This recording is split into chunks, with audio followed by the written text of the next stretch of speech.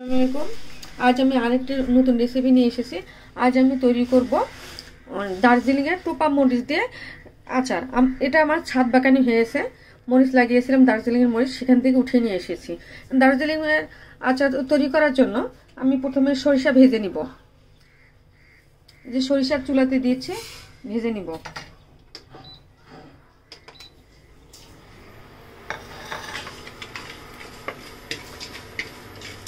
পাঁচফোড়ন একটু ভেজে নিব। পাঁচফোড়ন দিয়ে দিচ্ছি।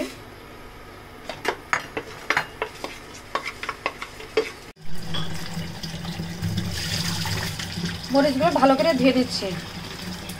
করার জন্য কড়াই উঠে দিয়েছি। আমি এখানে সরিষার তেল দিয়ে দিব। এই যে দার্জিলিংয়ের টোপা মরিচ দিয়ে দিচ্ছি। এগুলো আমাদের ছাদ বাগানে হয়েছে, এর আগে ভিডিওতে দেখেছেন নিশ্চয়। এনে এটা দিয়ে দিচ্ছি।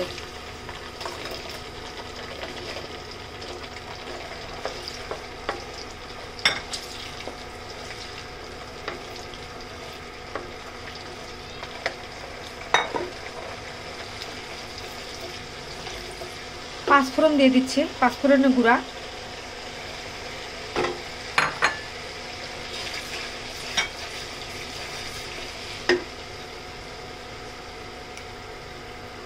তেঁতুলের আচার দিয়ে দিচ্ছি।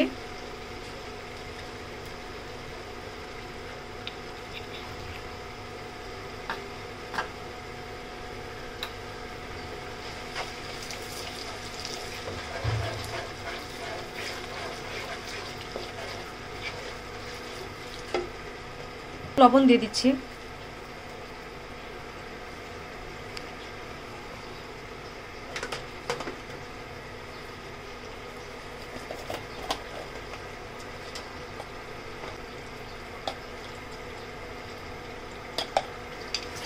গরম মশলার গুঁড়া দিয়ে দিচ্ছি।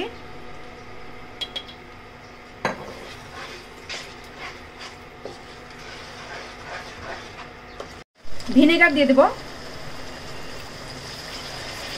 আর এইভাবে নাড়তে হবে। আর আপনারা আচার করার আগে, মরিচের আচার করার আগে মরিচটা একটু চিড়ে নেবেন, না হলে ফেটে যাবে।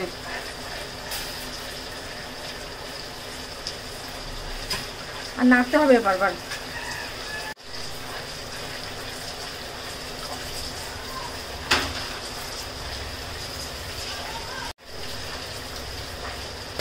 মরিচের আচার তৈরি হয়ে গেল। এটা রোদে শুকাতে হবে। 8-10 দিন রোদে শুকালে এটা মজে যাবে, তখন খাওয়ার উপযোগী হবে।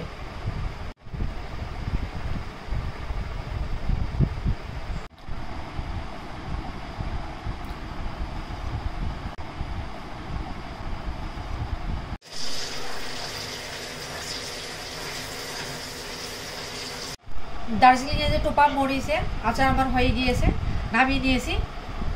ঠান্ডা করে নিলাম। এখন এই যে বয়ামে ভরে নিয়েছি, সাদা একটা বোতল নিয়েছি, এতে ভরে দিব। এই যে দিয়ে দিচ্ছি।